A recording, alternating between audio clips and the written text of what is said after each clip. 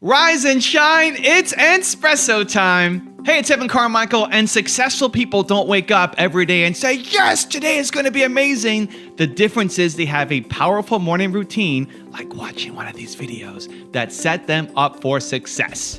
So let's start your day off right together. Grab your coffee and get ready for a shot of espresso from Brendon Burchard. I wake up every morning. Espresso, keep me going.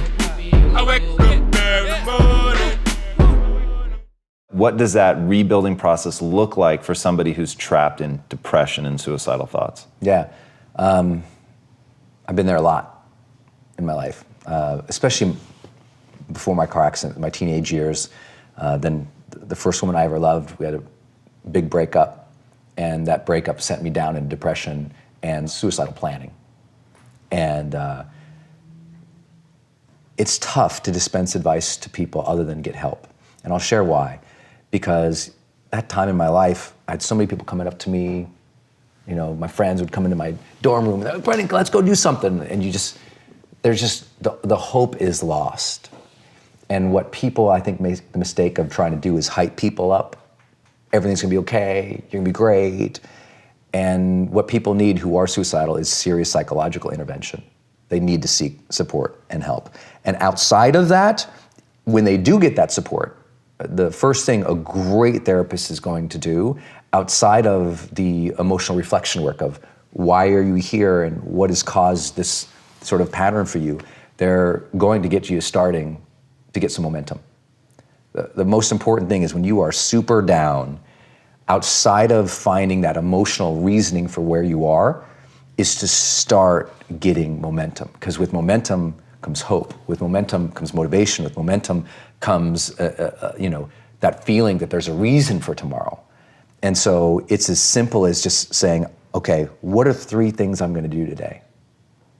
And I don't mean that like a lot of personal development guys would say, like, what are your 3 big goals for the day? Arr! I'm like, dude, sometimes that first goal is, I'm gonna shower today. I'm really gonna shower today. I'm gonna walk to the library. I'm gonna come home. And that's all they got. Like literally, that's all they got. And you gotta honor that struggle when you're in that place. Like know that where you're at, it is okay that you're there. And now you're gonna need help. And now you're gonna have to set up some daily practices just every day. Win a little bit.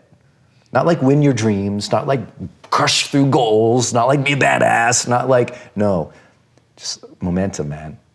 You know, most of the guys I've dealt with in that position who were suicidal, outside of their therapeutic work, I said, the most important thing you can do is win the Just win the morning, man. I think that's true for all of us, even high performers. Like if I don't have my morning routine game, I feel, out of sorts.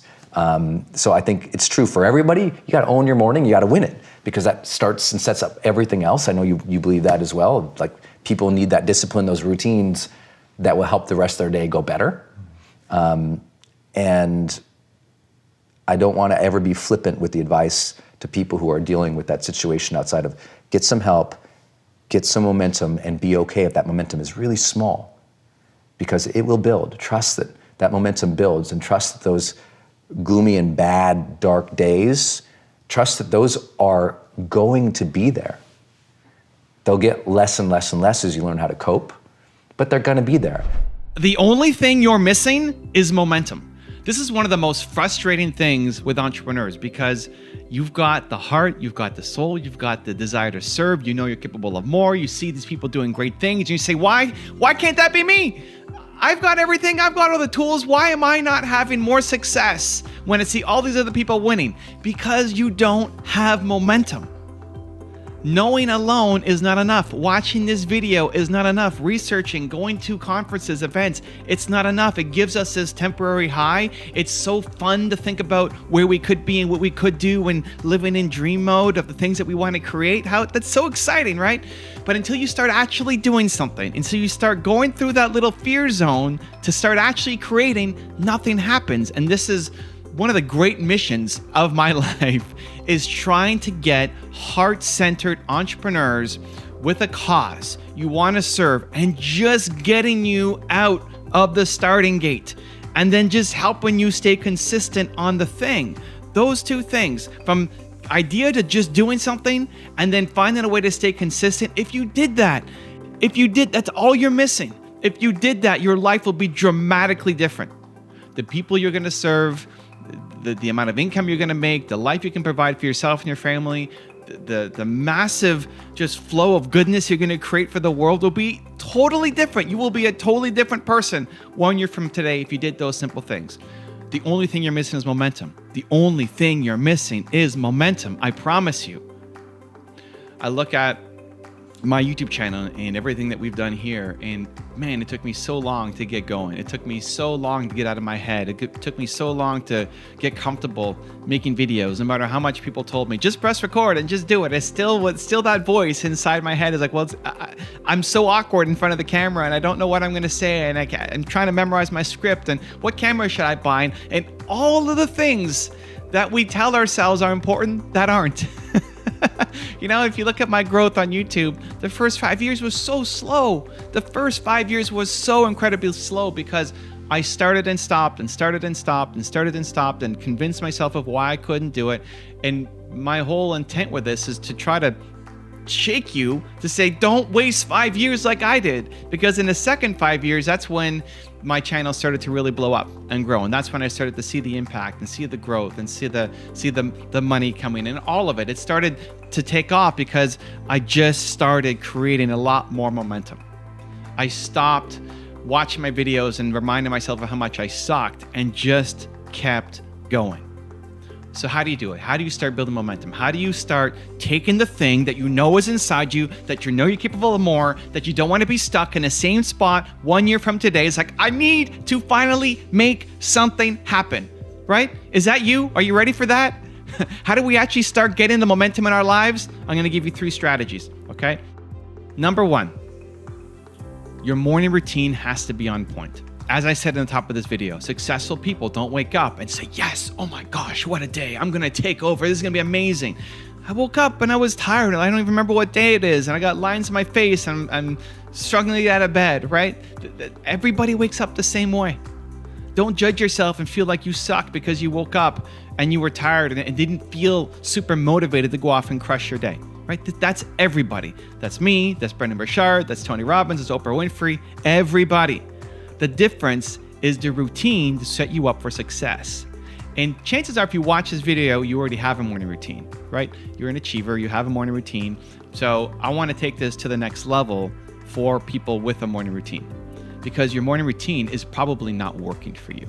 Most of the world doesn't have a morning routine. Most of the world wakes up like an accident. Most of the world wakes up, falls into their phone, and starts responding to other people's emergencies, right? That's probably not you, at least not every day. You might be 50-50, but you probably have a morning routine. What's the value of a morning routine?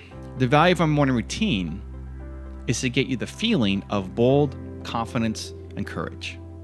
That's why you have a morning routine. It's supposed to help you go and win the day. If you don't feel confident, bold, and courage at the end of your morning routine, then you've done something wrong. Either the morning routine itself is broken and you need to add something in, or you just didn't do it with enough intent. Most achievers, here's what's happening. I want you to do a fair self-assessment and audit of your morning routine. Most achievers, what you're doing is you have your list of things that you're supposed to do in the morning, and you probably hit those maybe 70 to 80% of the time. But most of the time of those 70 to 80%, you're just checking the box. You said you're going to do this. Okay, I'm going to work out. I'm going to watch this video. I'm going to read this book. I'm going to listen to this podcast. So I'm going to whatever. But you're not intentional with it.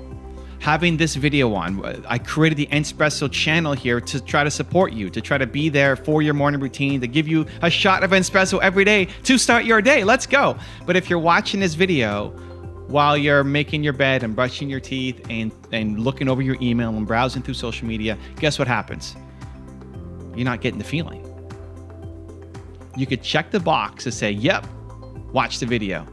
But if you don't feel courageous and bold, you didn't do it with enough intent. You didn't do it with enough focus. You were distracted all the way through. And so this is what happens with achievers in their morning routine is you check the box for all the things you said you were going to do, but you don't feel any better than you did when you woke up. And if you don't feel any better than you did when you woke up, you're not going to go off and win the day. So the most important part of a morning routine, whether it takes you 5 minutes or 3 hours, is getting the feeling. So do an honest self-assessment. Do you feel bold at the end of your morning routine? And if not, what do you need to add in there so that you do? Or do you need to go back and just do your morning routine with actual intention? Because if you'd started your day with the thing that made you feel bold, powerful, unstoppable, confident, your life will dramatically change 1 year from today. I promise you. So number 1 is you have to fix your morning routine. Number 2, to get more momentum. How do we get more momentum in our lives? Number 2 is to go from idea to action. Start to teach yourself that you come up with great ideas. Normally what happens, when you get an idea, what happens? Normally when you get an idea, we get excited. Maybe you tell your friends about it, your family, or you're just researching and planning and brainstorming. You get excited about it. And then what happens is this little voice inside your head tells you all the reasons why you can't do it. You can't do it because of this, because of that, because you don't have the connections or the money, the skills, or the education, the family, or whatever. There's always some reason. And so to combat that, you try to do more research and more planning and more understanding to try to have the perfect plan. And this was me, guys. I lost a $40 million deal when I was in my 20s because I was trying to be too perfect, because I was afraid. And all I really need to do is get more momentum.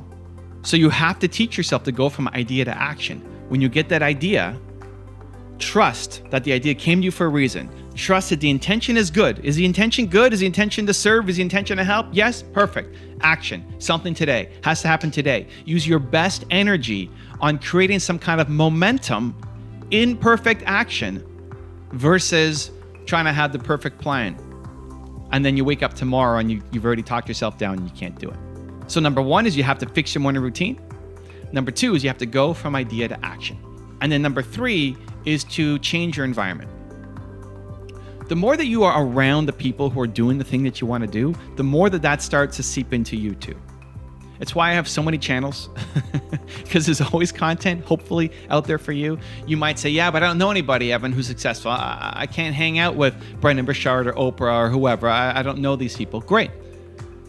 I know Brendon, but I don't know Oprah. And I didn't know Brendon when I first got started. How did I learn? From the videos, having videos around me every day, having these people on the wall behind me, even wearing this hoodie when I feel like Batman, putting it on every morning, makes a big difference. To start to change your environment, to be around the people who are thinking the way that you want to think. The people around you right now are influencing you to stay where you are.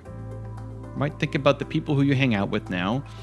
That old expression of you are the average of the 5 closest people to you. Yeah. Great. So who are the 5 closest people to you? They are influencing your thinking and they're keeping you stuck where you are right now. And if you love where you are right now, great. But if you know you want to do more, then you have to start to change what starts to influence you consistently, not these one-off moments of inspiration and boldness, but consistency. That's the thing that's missing. You might have this one day that's amazing. Oh my gosh, I can do anything. And then what happens? You wake up tomorrow and all that energy is gone. It's a start and stop and start and stop and start and stop that is holding you back. So be strategic with your environment to think about, how do I start to surround myself with the people, with the videos, with the books, with the podcasts, with the physical environment that make me feel like I can do more, that you can do more. Fix those 3 things. Fix your morning routine, go from idea to action, and fix your environment. Do that, because the only thing you're missing is momentum. The only thing you have the heart, you have the care, you have the desire to serve, you have great ideas inside you. Other people are winning with inferior ideas, with less of a desire to serve than you do. And they're winning. And the only difference is they got started and they're going. The only thing you're missing is momentum. I can't wait to see you actually start to apply it to make massive change in your life and your business. Now, I've got a special bonus clip that I think you're going to enjoy. But before that, it's time for the good deed of the day. This is something new. I believe that you're built to serve, and it feels so good to do something nice for somebody else. So good deed of the day, put down in the comments one thing that you need help with, that you're working on, that you'd love some support or guidance on. And then 2, go comment on somebody else's comment and give them some love, give them some support, give them some encouragement, maybe give them some connections, try to help them solve that problem. Even if it's saying, I believe in you. That one little bit of encouragement can be the difference between somebody quitting and continuing on. So the good deed of the day in the comments below, write down one thing that you need help on, that you're struggling with, that you're working on. And then part 2 is go give love to somebody else in the comments too, and let them know that you believe in them as well. Listen, humans are built to serve. Some people are built to serve the world, others want to serve the 25 people closest to them. But in either case, humans are built to serve. So if you're not happy right now, it's because you're not serving enough. You got to pick up this book because it's so inspiring to remind you that we're all here to contribute, to make a difference, to make an impact, and this is your field guide for that. I remember when I was going to start my business, and I really wanted to be good at it. You know, I was trying to become an author and a speaker and do these types of videos and do some online training for people on the topics of motivation and marketing. And you know, all these people were saying, well, Brendon, you may or may not be successful at that. You're, blah, blah, blah. And I thought, it's a weird thing. It's not like there's a trait of successful people. You look across history, and successful people, they're not from a given background. They don't come from a specific economic stature. They're not in a position where, they're one demographic or another demographic. I mean, it's all over. I mean, we've got thousands of collective years of history. People succeed, some people do, some people don't. And I think it more comes down to how do we manage our mind and how do we manage our days? And I think that there's a difference between successful people and unsuccessful people in the way they particularly think about approaching something new. I think unsuccessful people, when they have a big dream and they start thinking about what's going to be required to accomplish that dream, they get very limiting in their beliefs about themselves and what's possible. And specifically, they say 3 types of things. The first thing they often say is, well, I don't know how to do that. So they stop. They say, I don't have those things, so they stop. Or they say, I don't know, I'm not like those people. I'm not like that. And so they stop. But successful people have a different way. They have the same thing. Everybody dreams. You dream, I dream. Successful people dream. People just starting out. Everybody dreams. Everyone has a vision. Everyone, if they can just take 5 minutes today and think about their lives, we could all come up with ways to improve our lives and reach another level of success, joy, happiness, achievement, contribution, fulfillment, soul. We can all elevate. But the challenge is that the unsuccessful people, they keep stopping when they think of what they currently know, have, or are. But successful people say, well, I want to do that, but I don't know how to do that. But instead of stopping, they say, well, then my job is to go learn that. They take their current limitation and they put it on their agenda as a job to do, as a thing to figure out, a thing to make happen. Instead of saying, well, I don't have that, they say, well, then my job is to go build that. Or I'm not like that. Then they say, well, then my job is to go become more of that, become that person who could accomplish those things. When I was starting to do online marketing for the first time, and I don't know how much of my story you know, but when I started doing online marketing, I was literally bankrupt. And I went from a place of bankruptcy to the point where I really committed to becoming successful at it. And in 18 months, I'd made $4.8 million, 4.6 collected. I mean, it was just a huge leap, right, in difference from bankrupt to multi-millionaire in a span of 18 months. But what made that breakthrough wasn't that I had new opportunities. It wasn't that I had new technologies. It wasn't like, wow, there's the internet now. Those things were already there. I went from this level of thinking to this level of thinking. I used to say, well, I don't know how to build a web page. So I said, agenda, figure out how to build a web page. And I spent hours and hours and hours at nights, on weekends from my job, figuring out how to do that. And I said, well, I don't have one of those lists. I don't have any subscribers. Nobody knows who I am. So I said, job, go build a list. Go get subscribers. Go add value and content out at the marketplace and they'll come. I mean, just keep putting stuff out there. And I also didn't say, oh my gosh, well, I have that dream. I can't have that because I'm not like that. Because I wasn't a public speaker. I didn't know how to do video. I wasn't like, well, I'm not one of those video people. Well, I'm not a public speaker. So I said, you know what? I have to go learn that art. I have to go become a better speaker, a better communicator. I have to go become more confident. I have to go become a person capable of doing these things. I have to change myself to get there. I can't wait for circumstances to change so I can have my dream. Then our dreams would never happen. We have to get to the point of maturity in our lives where we say, okay, 2 things are going to change my life. Something new is going to come into my life and make me lucky and blessed. And maybe I can't count on that forever. And maybe now instead, I have to consciously design my life and say, okay, now if I want to change, if I want my dream, something new has to come from me. I'm going to become a better person. I'm going to become a person who is more optimistic, who is more confident, who is more driven. Not because I am that now, but because we can grow. That you can become the type of person who you need to be to achieve your ideal life. You can start today living from your highest ideals, your highest sense of self, your strongest sense of self. You don't need permission. You don't need a guy like me to look at the video camera and say, you have now permission. But if you've been waiting for it, you have permission. It's like at some point in your life, you just say, okay, I have permission to become my best self. And by becoming your best self, you start to achieve your best things. You start to contribute better things. You start to become a better human being. You can do that now, today. So next time you're thinking about a big dream, don't think about the things that, well, I don't know how to do that, and stop. Think, I don't know how. So set it up on your calendar to go learn those things. I don't have that, then set it up step by step to go build that.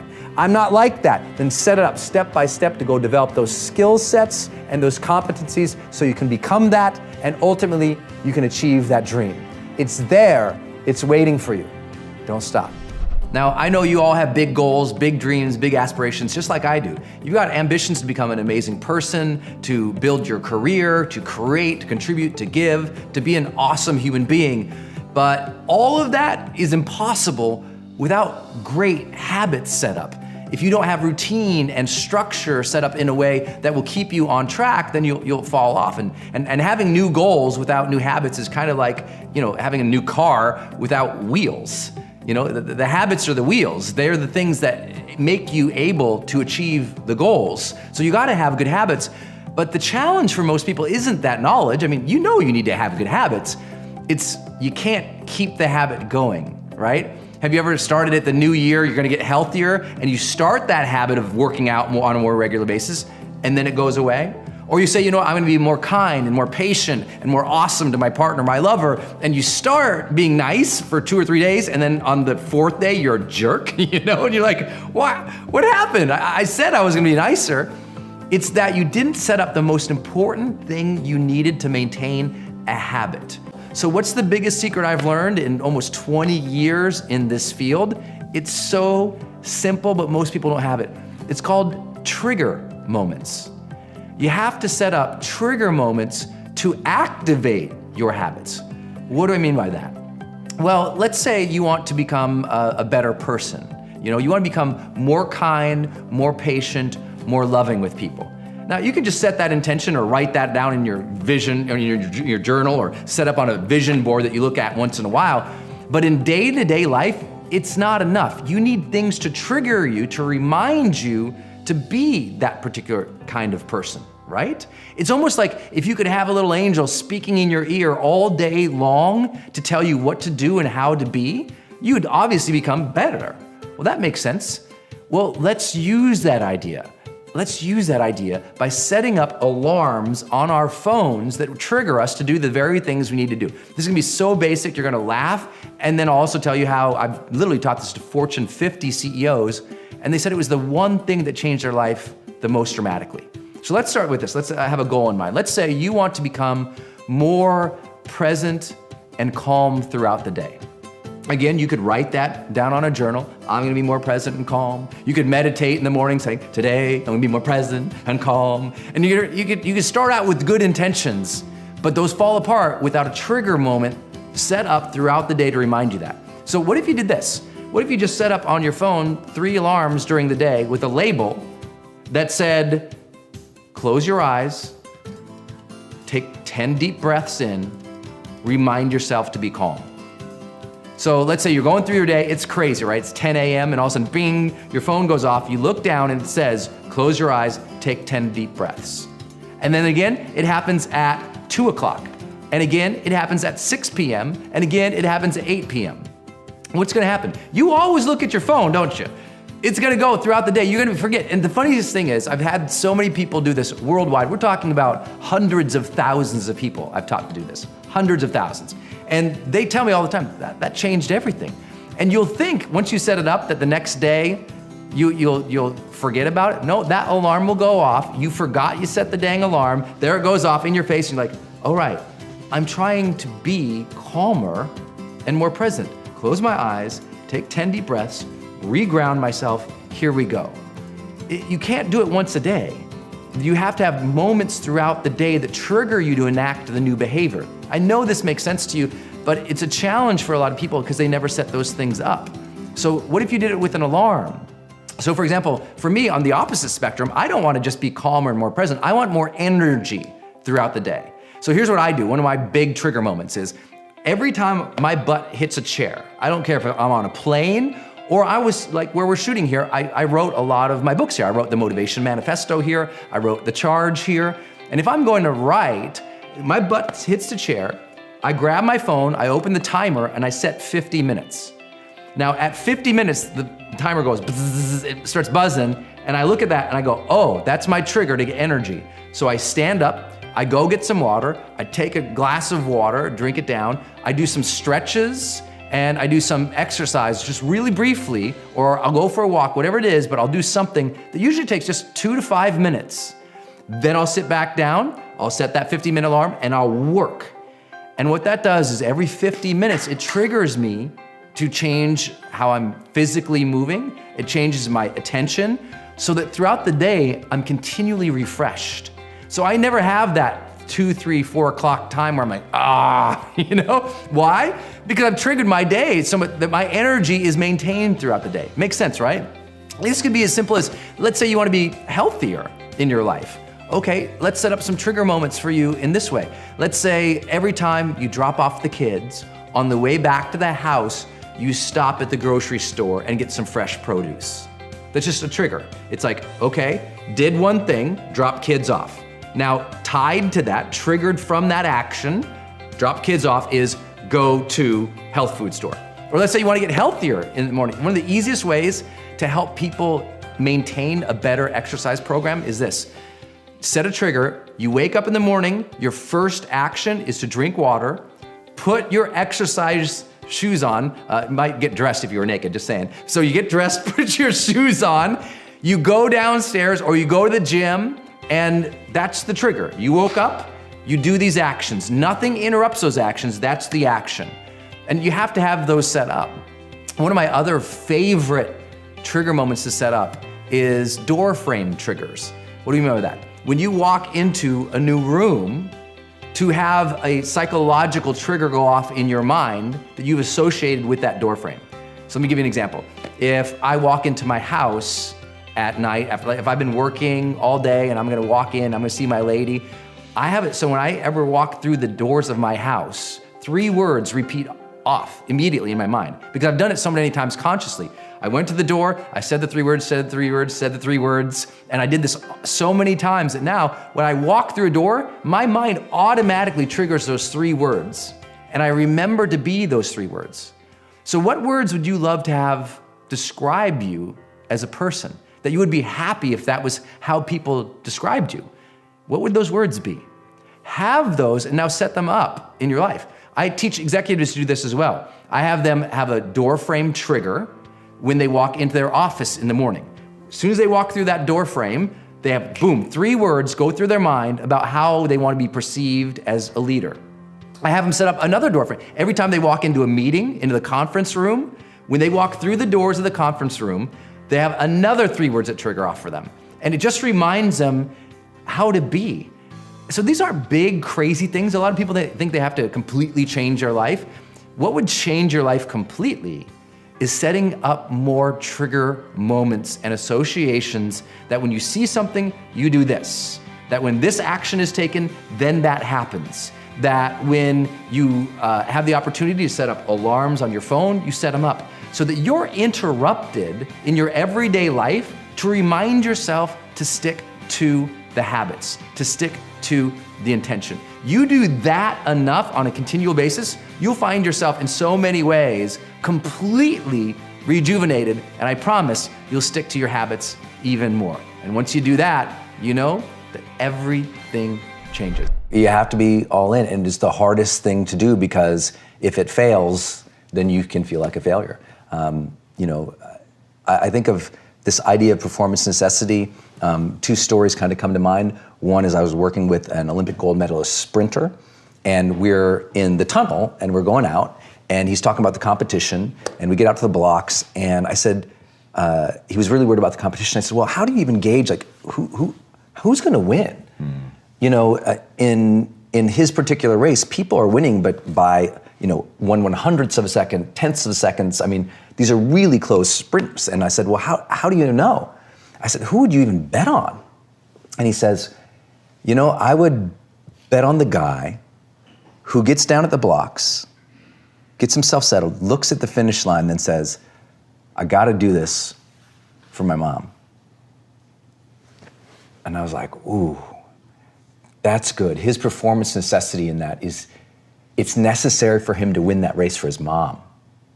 I think of, when I started my career and I really decided to go all in with writing and online training. This is like 2006. I'd gone broke, completely bankrupt, and failed. I left my corporate job. I had this cushy kind of corporate job as a consultant. Good job. Left it to write. And I didn't know how to make it as a writer.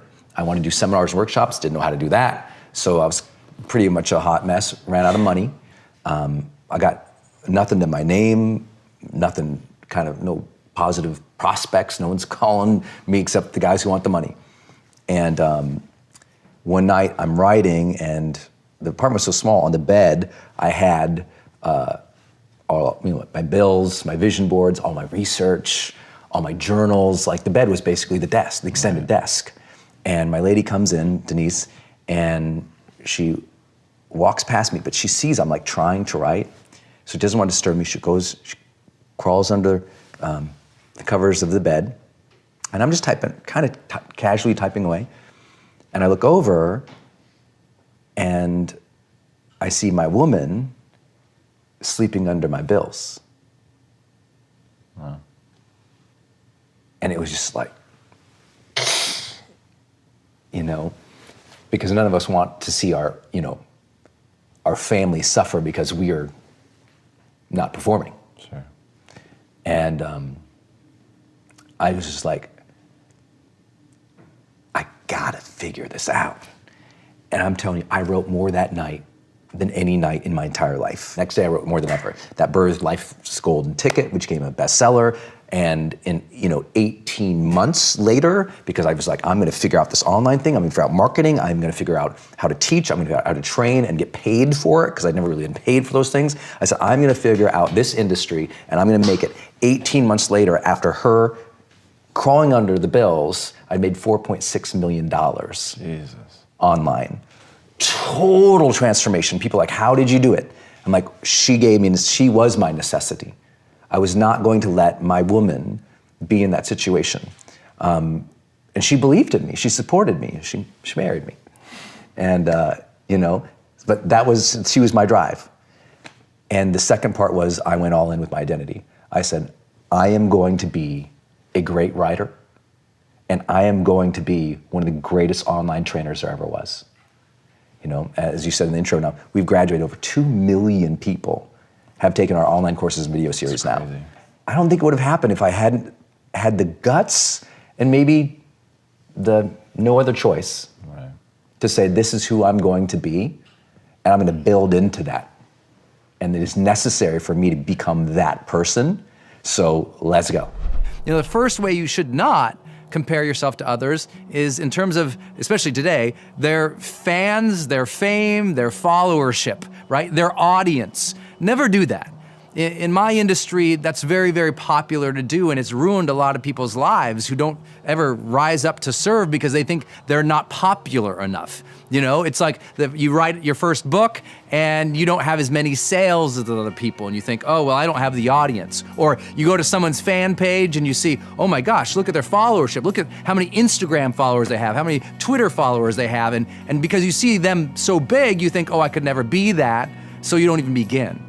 And a lot of people do that. They say, well, I'm not that big, so they never start. But as I always say, no matter how small you start something that matters.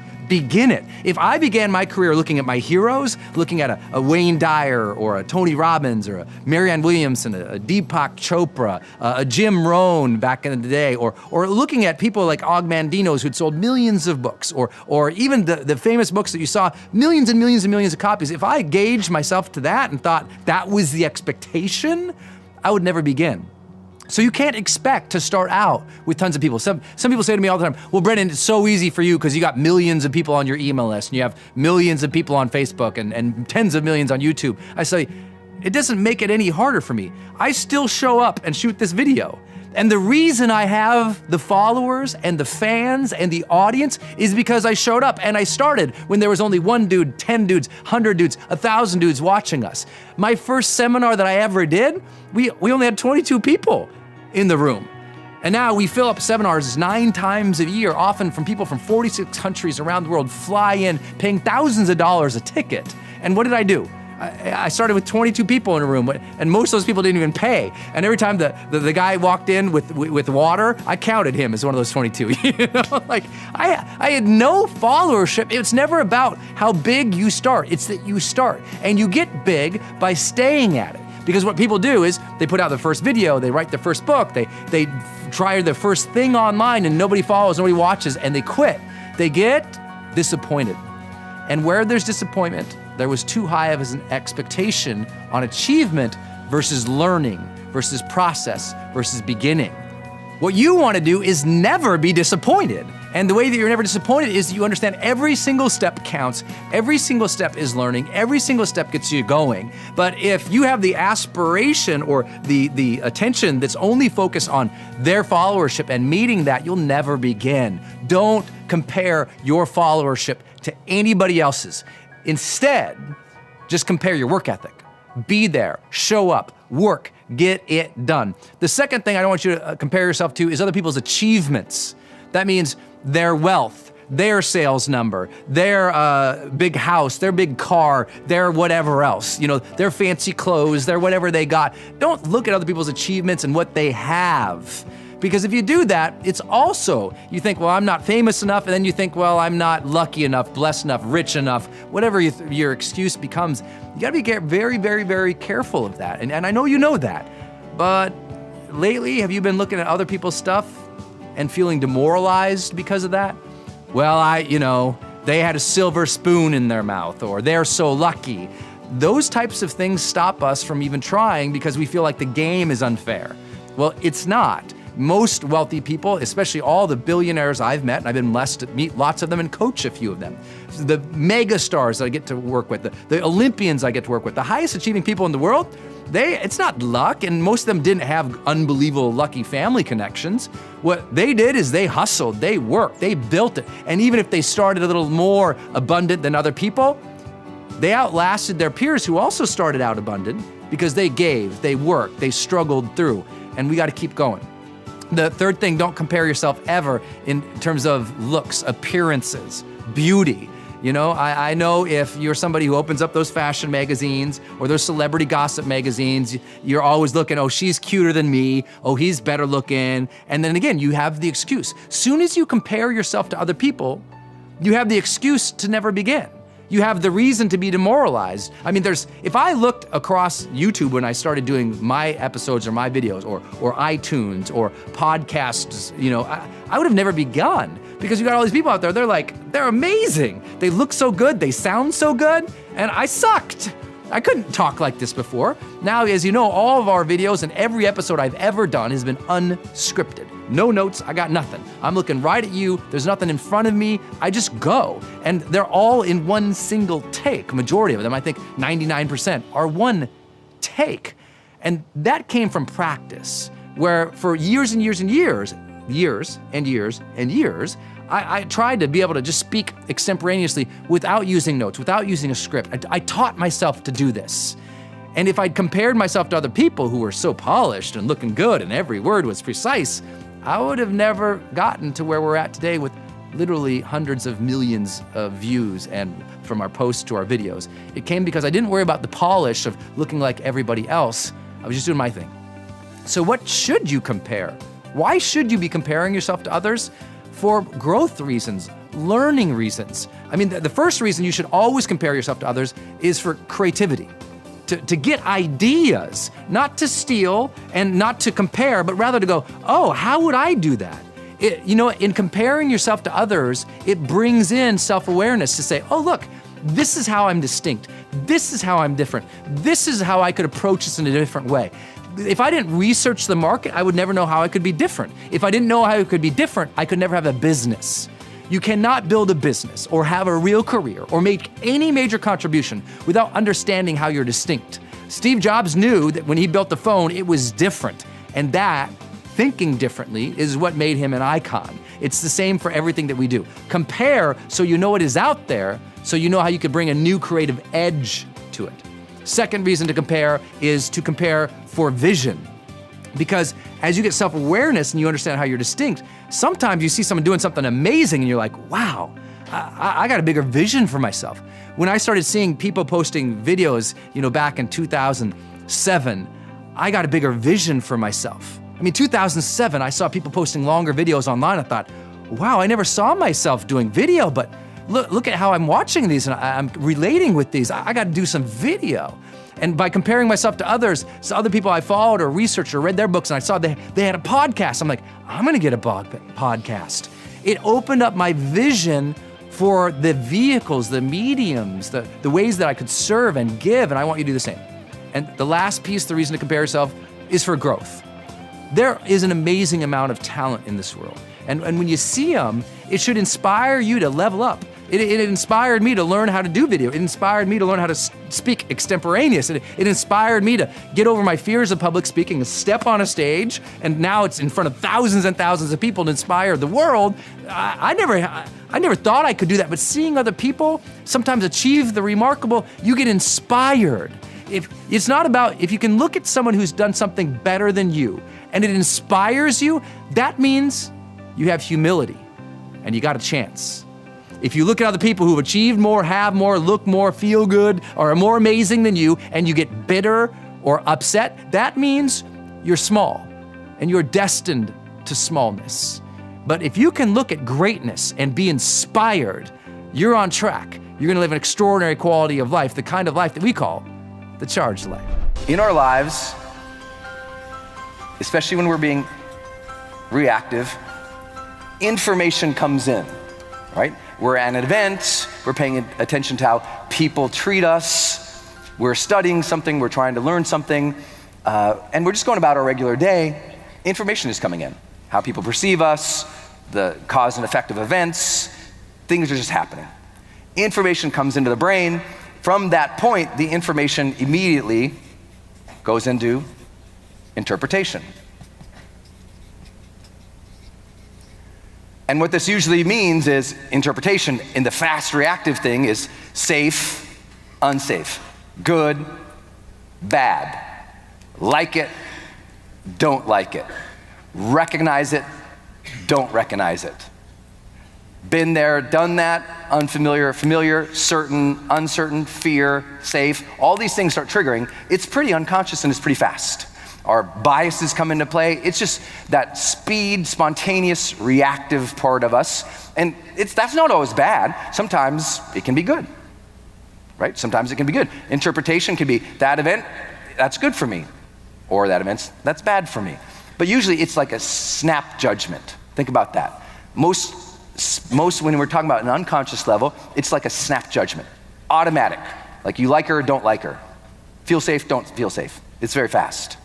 Then the next level, and this is not always linear, of course, because your brain is not left brain, right brain kind of methodology. Your brain's more of a spider web of interconnectedness that is something we still don't understand, okay? You can study everything in neuroscience and you might learn something about this lobe or that cortex region, but then only to find out that later on, a year later, like, well, actually it seems like it's also communicating over here. It's a spider web of unbelievable intelligence that's happening.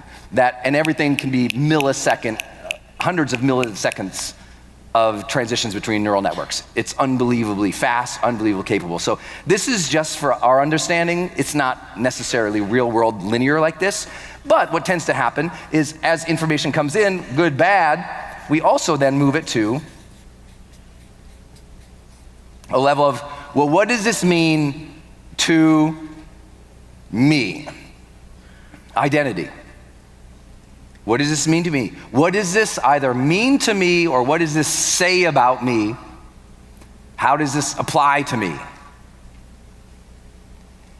And if we're not conscious here, this can be really troublesome. Some of you discovered that yesterday, I bet, when you released a few things. Sometimes we have these events in our life that we take on and we just assume it meant something about us. And we didn't realize, no, that's more of a statement about them than it is about us, right? Sometimes when you're hurt or someone was rude to you, it had nothing to do with you. Raise your hand if you follow. It had nothing to do with you. But if you're not careful, you could say, mean person, unsafe, means I'm bad child. Rude behavior, uncertain about this, I must not belong. Terrible situation, I feel bad, I can never be safe again. How many follow how this happens? This is why we have to be very, very, very observational of our own thoughts and feelings, because how these things get labeled can really change our lives forever. Well, imagine like last night, I'm going on the stage, right?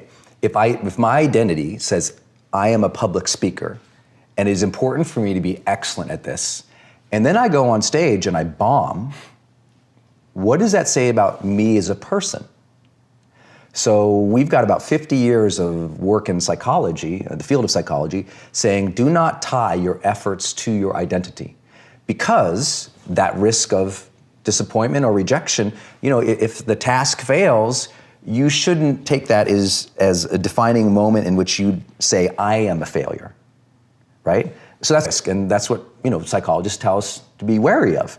Except it turns out that high performers flip that on its face and go, well, actually, no, I do get bothered if it fails.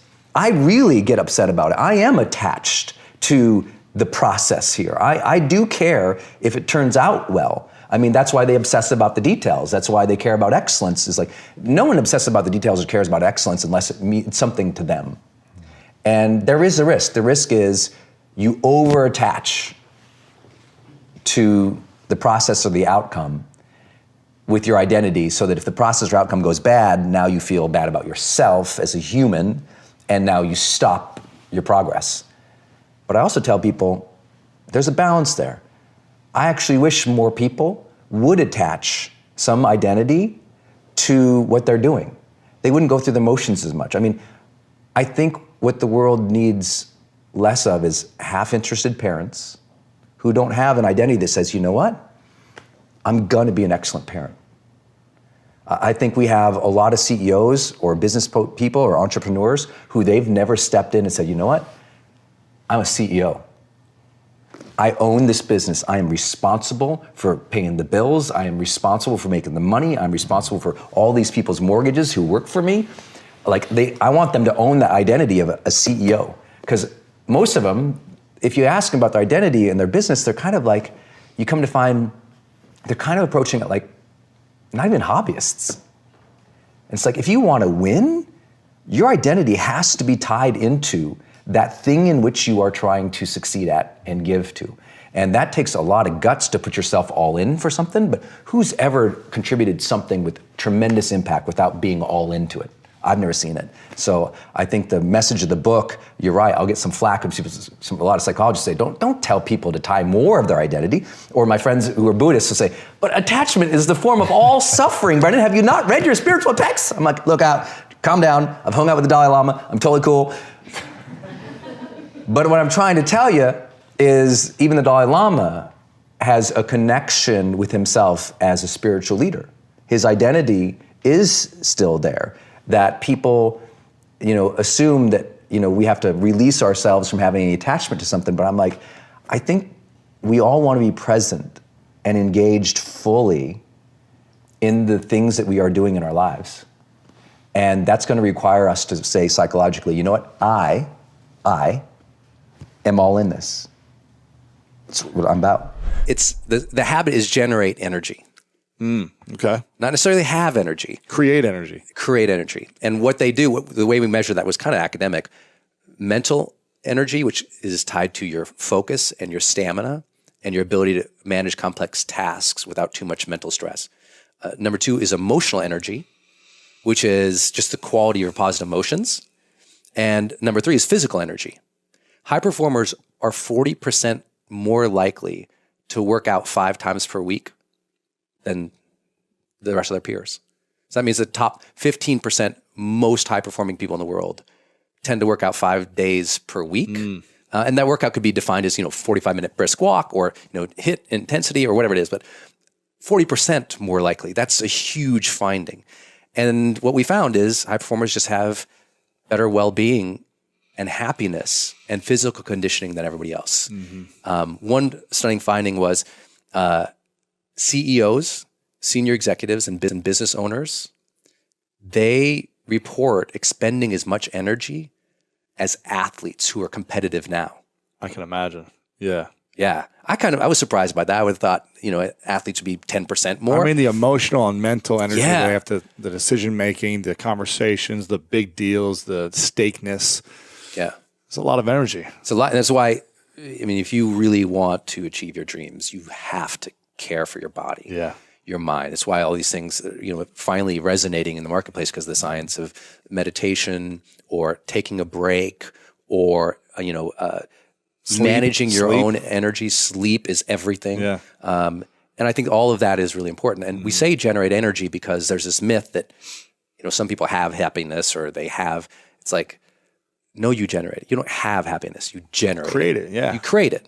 And so the quality of your energy you have to create. Like you and I both, if most of our audience knew our schedules, your schedule the last 5 days, is like, how is Lewis even able to focus right now? And how are you able to get here and do this as well? Yeah, but it's because we say, well, this is our mission. Show up, man. Yeah, there's plenty of times I got to imagine you walked on the field and you were like, I'm spent. Exhausted. I remember when you flew down to compete in South America. I still play with the USA team handball team. And a year ago, I flew down to, I remember I did an interview in Miami and then flew out from Miami and then went right into training camp and then played against Brazil, which is Olympic qualifiers and got our asses whooped, but it was fun, But I had to have clarity and energy and show up, even when I was like, oh, we're gonna lose. Yeah, there's 0 chance. Yeah, it was like the worst team in the NBA playing like the Warriors, and we were just like, we had no chance. Yeah, but I had to show up and give my best, and you have to set all these routines. The amount of routines that Tom Brady has in his life, so that he can generate energy. It's unbelievable. Stuns most people. It's unbelievable, and that's what it takes if you want to be at that level. If you don't want to be at that level, you don't have to do it. Yeah, you don't have to do it. Everybody can just I'm going to go, hit the Cinnabon, but it's like, it's pretty good. How do you want to feel at 3:00? Yes. If you want to feel amazing at 3:00, don't end lunch with a Cinnabon. One of the major keys we found, the first high-performing habit is seek clarity. And what we found is one of the practices that high performers do is they define the feeling they're after. And so when we had to explain that and later talk about it in the energy chapter, we had to differentiate between feelings and emotions, and they are different. Emotions tend to be, they're the same. Yeah. Like they're physical, they're almost always automatic, even though in the brain is creating associations, there's also happen. For us, they just kind of, emotion comes up. yeah, you're watching a movie and you're just sad, and you're like, oh my gosh, I'm crying. You didn't even have the tissues ready, you're just like, blah, But the feelings are usually interpretations that we make of what that emotion was and how it sticks and the meaning we give it to it. Yeah. And the example I used to, I like to give, and I don't remember if it's in the book or not, honestly, because here's what's happened. This book is 400 pages. It was 1,481 when I finished. Baby, you edited it down. Yes, and it was 1,481 good, complete. Yes. Like it was like awesome. Yes. But I was like, that's gonna freak people out. So we're publishing a bunch in academic journals later and then stripped it down to 400 pages so it's more readable and fun and orientable. So I can't remember if this one actually made it in there, but the example I like to give is if you and I go to a haunted house. Yeah.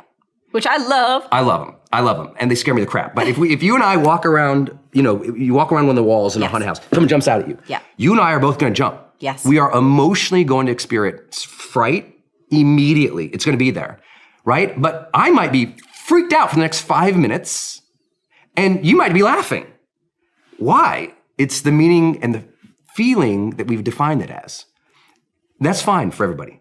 Here's the issue that people have, and you have to be careful about when we start talking about energy, because emotional energy is real. Yes. And that is, look, if at 6, like we go to the haunted house at 5 p.m. in the afternoon.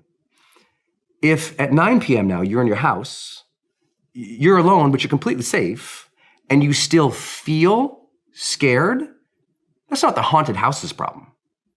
That is the way that you are defining and working through your own emotions.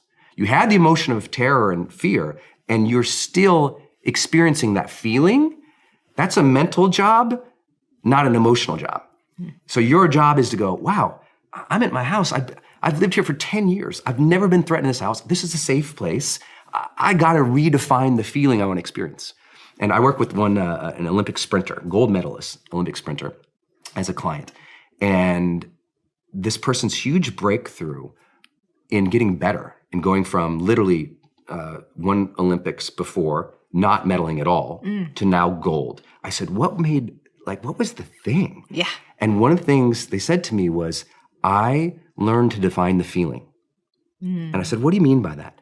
And he basically said, if there's a bunch of us at the starting blocks and we're all in perfect poise and perfect condition, the one to bet on is the one that says, this is the way I want to feel in this race right now. I know my emotions are going crazy. Like my heart's beating. I can hear everybody. I'm waiting for that shot blast. I can see my goal. I know how important this is. And all these, their emotions are there. Yeah. But that person's defining the feeling going, I'm going to feel centered now. I'm going to get myself in the zone now. Even though the emotion of anxiety is there for all Olympic level competitors, all of them. But they define that emotion as a feeling that helps give them a performance edge. And I think that's important too. Bruce Springsteen says if he's ever backstage and doesn't feel like nerves, he's gonna hang it up. Yeah. But that's anxiety, he's just defining it differently. It's so simple. Like when you get that life is really short and you felt that before, either by you were threatened or you've had someone near and dear die, but when you have that real essence in you that says life is short, have reverence for it, live it, that's a really big thing. I got that at 19, and I learned specifically that if we have a moment of cognition before the end of our life, we tend to ask questions to evaluate if we're happy. So if I have any impact in the world, it's gonna come from that experience where I learned that the ultimate lesson is determine what the questions you're going to ask at the end of your life are going to be. Find out those questions. What will you ask at the end of your life to evaluate your life so that you would know if you were happy with your life? Like, figure out those questions and then live each day intentionally so you're happy with the answers at the end. For me, the questions I had were, did I live? Which I hadn't. I hadn't been living my life. I'd been thinking about taking my life. Right. Did I love? No, my heart was broken. And I put up all these walls to keep out other people. And I always say, sometimes the walls we put up to keep out the bad guys prevent the good guys from getting in. And suddenly in our own self-protection, we block out the very thing we want, which is connection. And I learned that I would ask, did I matter? 22 years ago, on a dark Caribbean night, I'm standing on the crumpled hood of a car, bleeding out. My friend and I just wrecked a car. He's screaming at the top of his lungs. He's bleeding. We don't know if we're gonna live. And I'm standing on the hood of this car, looking down at all this blood, and I'm in terror. And I just remember looking down at the hood and just thinking, did I even matter? And I hated the answer at that time in my life, because I'm a 19-year-old kid. I didn't know about impact theory. For real. I didn't know to think about that. Young kids sometimes, they don't know to think about that. I didn't know to think about legacy, meaning. Did I matter? I didn't think I did. But the good news is, I'm a good learner.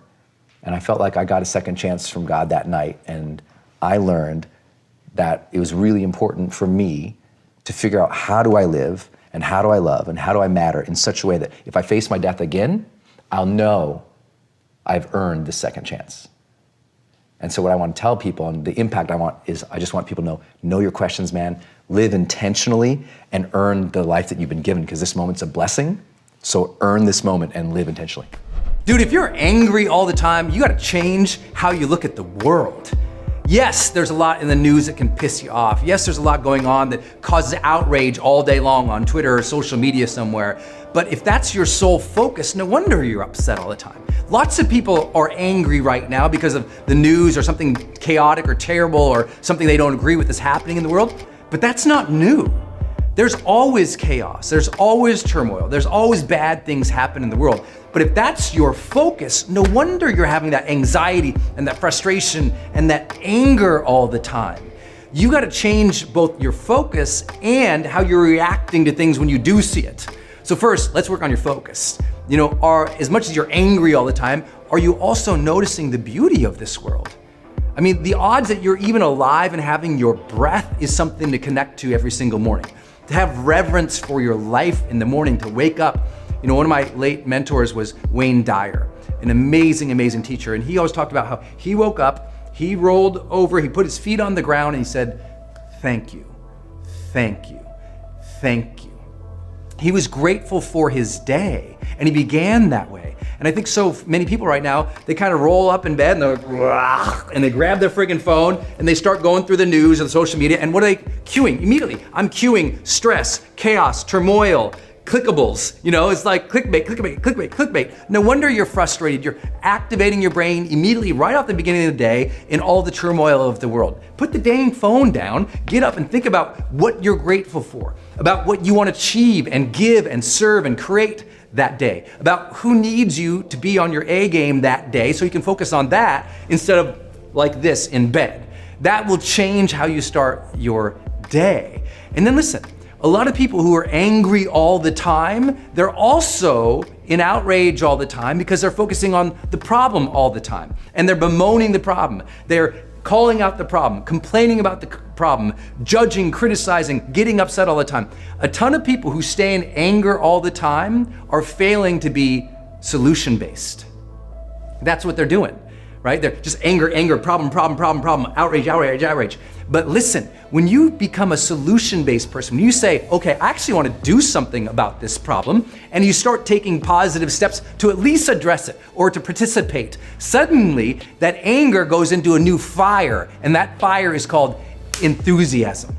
It is easy to switch anger into enthusiasm when you become solution-based as a mindset. When you say, okay, I don't like this, let me do something. Let me call somebody. Let me take this action. Let me write that letter. Let me send that email. Let me get my friends together. Let's go protest. Let's go get involved. Let's participate, because participation turns anger often into enthusiasm. And so if you're just stewing on the things you don't like, of course it's going to be a negative energy.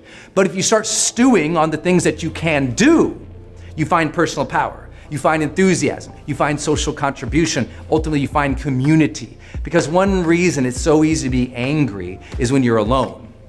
You're at home, you're sort of thinking about all the negative things, and you don't have an outlet of other human beings to discuss with, especially solution-oriented people or people with ideas and dreams and ambitions, people who are doing stuff with their life. Because listen, when you're on a path of purpose, you ain't got time for drama.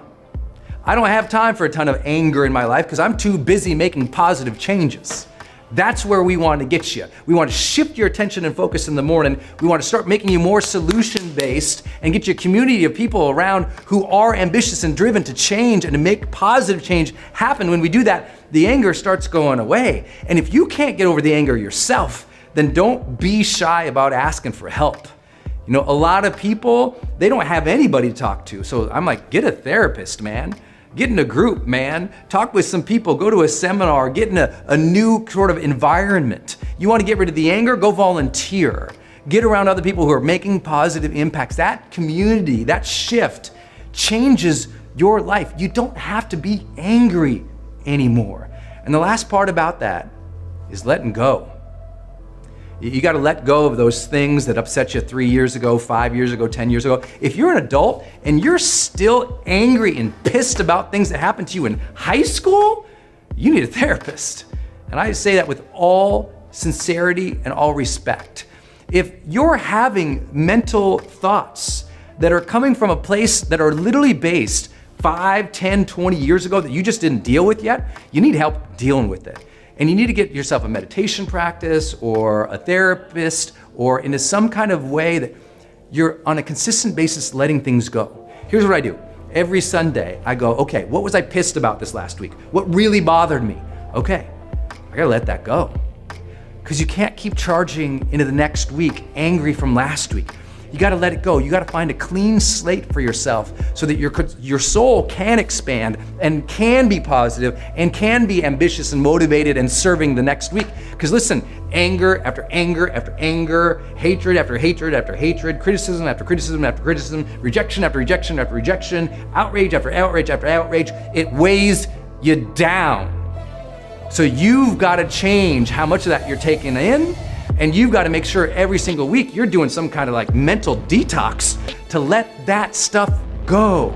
And instead of cultivating the anger, cultivate the gratitude, cultivate the enthusiasm, and you can change your life. If you want another amazing Brendon Burchard clip, check it out right there next to me. I think you'll love it. Continue to believe, and I'll see you there.